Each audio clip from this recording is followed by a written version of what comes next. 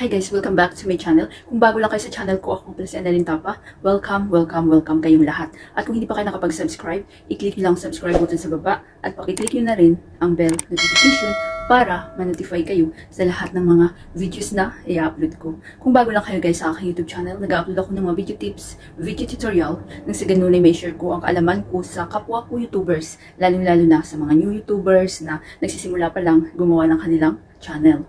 Hi guys, sa video na ito, i-share ko sa inyo kung paano ba maglagay ng profile picture sa inyong mga YouTube channel.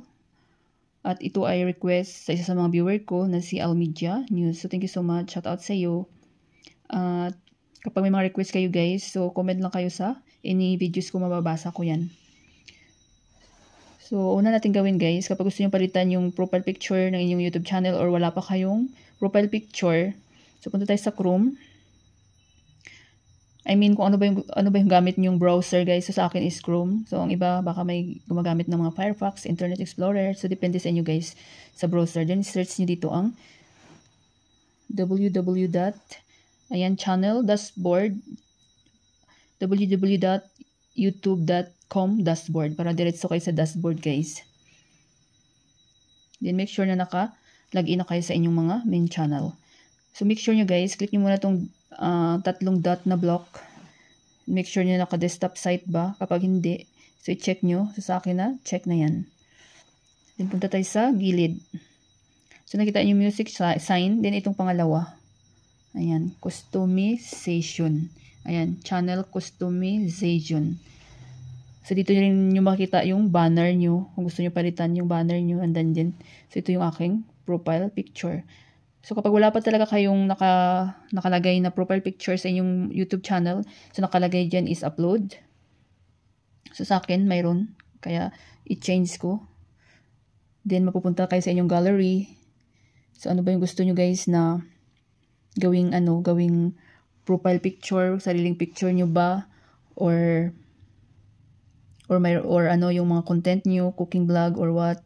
And ano guys, kapag hindi nyo pa alam kung saan makakakuha or saan kayo makakagawa ng mga magagandang profile picture para sa inyong YouTube channel or YouTube banner, so i-check nyo sa aking tutorial playlist guys. Punta kayo sa Canva. So Canva yung ginagamit ko sa paggawa ng mga thumbnail ko, profile picture and banner. So mayroon akong tutorial playlist. I-check nyo sa aking tutorial playlist guys kung paano gumawa ng profile picture na maganda. So, halimbawa lang ito.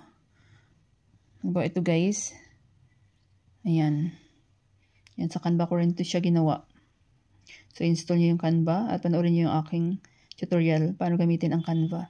Di pag okay na kayo, i-done nyo. Then automatic na yan na masisave at magkakaroon na kayo ng profile picture. So, sa akin hindi ko na siya i-save dahil okay na ako dun sa old profile picture. So, thank you so much, Almedia News sa pag-request.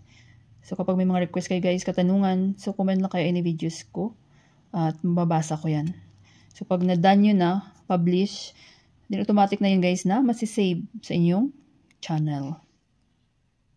Sana guys may natutunan kayo sa video tutorial ko na ito at maraming salamat sa panunood. Kung mayroon kayong mga question, suggestion, and request, just leave a comment down below. At huwag niyong kalimutan mag-like, share, comment. At kung hindi pa kayo nakapag-subscribe, i-click nyo lang ang subscribe button sa baba at i-click nyo na rin ang bell notification para ma-notify kayo sa lahat ng mga videos na i-upload ko. Always be happy guys, be positive, avoid nega. See you next time.